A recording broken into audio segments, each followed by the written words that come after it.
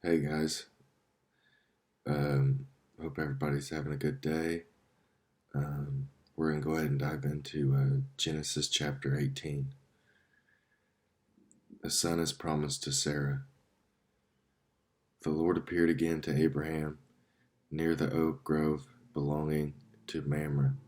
One day, Abram was sitting at the entrance to his tent during the hottest part of the day. He looked up and noticed three men standing nearby.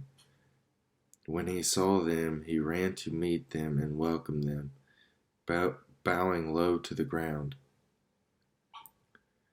"My lord," he said, "if it pleases you, stop here for a while. Rest in the shade of this tree while water is brought to wash your feet. And since you've honored your servant with this visit, let me prepare some food to refresh you before you continue on your journey." "All right," they said, "do as you have said." So Abraham ran back to the tent and said to Sarah, "Hurry, get 3 large measures of your best flour, knead it into dough, and bake some bread." Then Abraham ran out to the herd and chose a tender calf and gave it to his servant, who quickly prepared it. When the food was ready, Abraham took some yogurt and milk and the roasted meat, and he served it to the men. As they ate, Abraham waited on them in the shade of the trees. "Where is Sarah, your wife?" the visitors asked. "She's inside the tent," Abraham replied. Then one of them said, I will return to you about this time next year, and your wife, Sarah, will have a son." Sarah was listening to this conversation from the tent. Abraham and Sarah were both very old by this time, and Sarah was long past the age of having children. So she laughed silently to herself and said, "How could a worn-out woman like me enjoy such pleasure, especially when my master, my husband, is also so old?" Then the Lord said to Abraham, "Why did Sarah laugh? Why did she say, 'Can an old woman like me have a baby?' Is anything too hard for the Lord?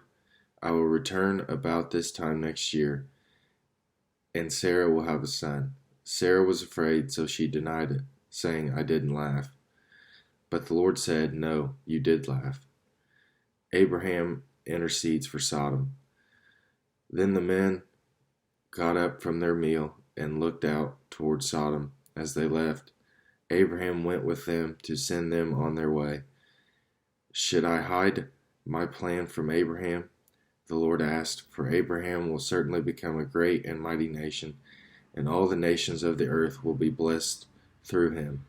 I have singled him out so that he will direct his sons and their families to keep the way of the Lord by doing what is right and just. Then I will do for Abraham all that I have promised." So the Lord told Abraham, "I have heard a great outcry from Sodom and Gomorrah, because their sin is so flagrant. I am going down to see if their actions are as wicked as I have heard. If not, I want to know." The other men turned and headed toward Sodom, but the Lord remained with Abraham. Abraham approached him and said, "Will you sweep away both the righteous and the wicked? Suppose you find 50 righteous people living in the city. Will you still sweep it away and not spare it for their sakes? Surely you wouldn't do such a thing, destroying the righteous along with the wicked. Why, you would be treating the righteous and the wicked exactly the same. Surely you wouldn't do that. Should not the judge of all the earth do what is right?" And the Lord replied, "If I find 50 righteous people in Sodom, I will spare the entire city for their sake."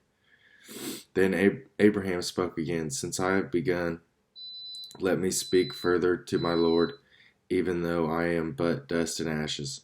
Suppose there are only 45 righteous people rather than 50. Will you destroy the whole city for lack of 5? And the Lord said, "I will not destroy it if I find 45 righteous people there." Then Abraham pressed his request further. Suppose there are only 40, and the Lord replied, I will not destroy it for the sake of the 40. Please don't be angry, my Lord. Abraham pleaded, let me speak. Suppose only 30 righteous people are found. And the Lord replied, I will not destroy it if I find 30. Then Abraham said, since I have dared to speak to the Lord, let me continue. Suppose there are only 20. And the Lord replied, then I will not destroy it for the sake of the 20. Then Abraham said, Lord, please don't be angry with me if I speak one more time. Suppose that only 10 are found there. And the Lord replied, then I will not destroy it for the sake of the 10. When the Lord had finished his conversation with Abraham, he went on his way, and Abraham returned to his tent. Whew. Genesis chapter 18. That was a good chapter. Abraham is, he's trying to get to know the Lord in this chapter, and just because he just wants to make sure, because God made promises to him, and he's just wanting to get to know God better.